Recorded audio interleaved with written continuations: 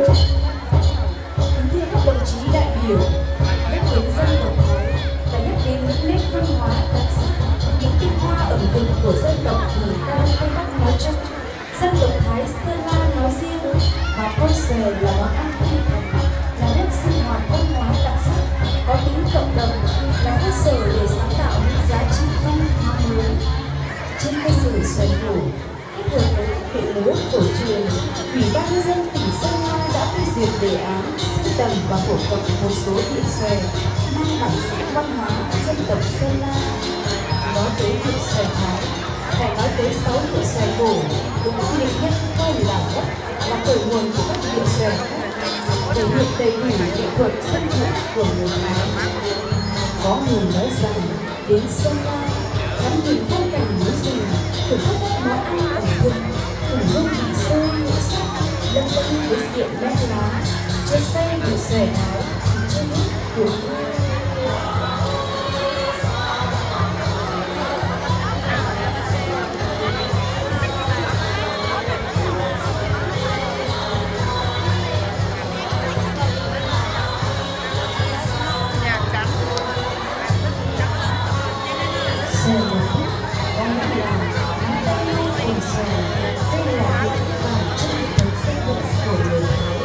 Đồng thời cũng là những động tác cơ bản đầu tiên, từ đó phát triển thành những điệu xòe tiếp theo.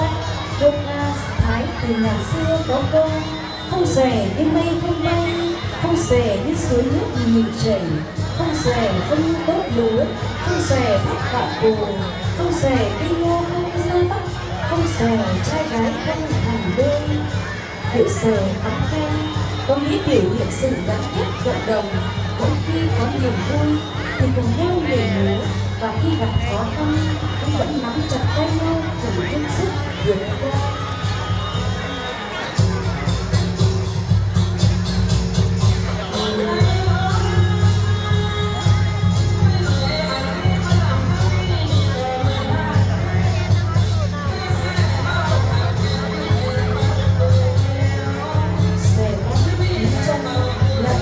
Đầy chất trữ tình và ấm áp người, thể hiện lòng hiếu khách, làm cho con người gần gũi với nhau hơn, chan hòa đoàn kết. Điệu múa có ý nghĩa như bốn phương, rồi có thể phát triển ra thành bá thứ. Nhưng dù đâu đâu, tình đoàn kết keo sơn không bao giờ thay đổi trong cộng đồng người Thái.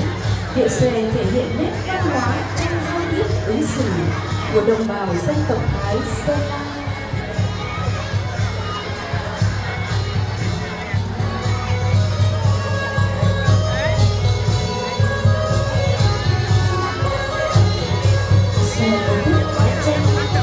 Múa tay nắm cháo chân đá sân phải thể hiện tính cộng đồng, sự đoàn kết gắn bó không thể tách rời. Trước sóng gió sông bão như tình người không thể đổi thay.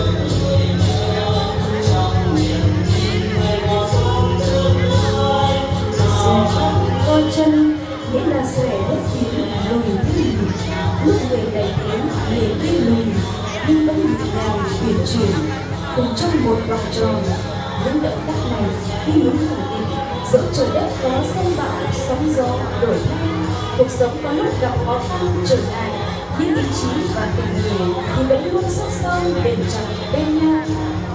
Cùng với những chiếc khăn phi tròn trên cổ, những cô gái Thái đã thể hiện được niềm vui vô bờ bến mỗi khi làng bản có chuyện cùng quê, như có đám cưới, đám mừng nhà mới hay mừng mùa màng bội thu.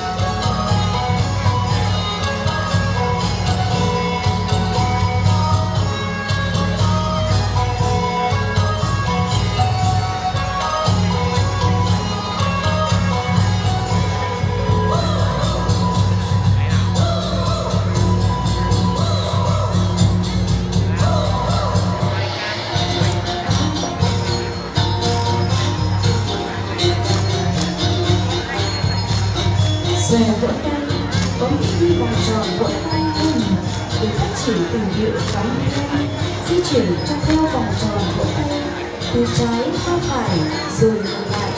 Điệu múa được người Thái tổ chức sau mùa vụ bội thu, xem hát núi rừng, mừng nhà mới, hay đám cưới, hội xuân.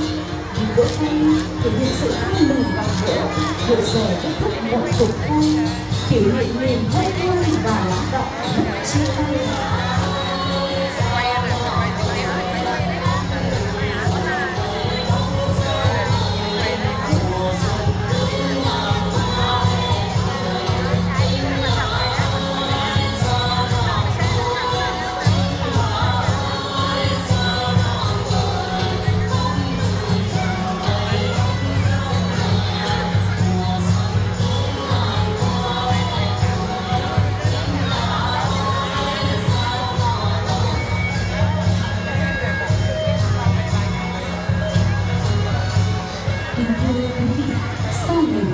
Chúng ta lại trở về cuộc sống đời thường, chắc chắn ai cũng thấy hay lao động, yêu cuộc sống hơn và được chờ đến hội xòe cao cùng vui chung vòng xòe. Từ trẻ em đến với lễ hội và trình diễn những điệu xòe không được góp phần gì giữ di sản, một nét sinh hoạt văn hóa quý giá, có sức sống lâu bền trong cộng đồng người Thái Sơn La.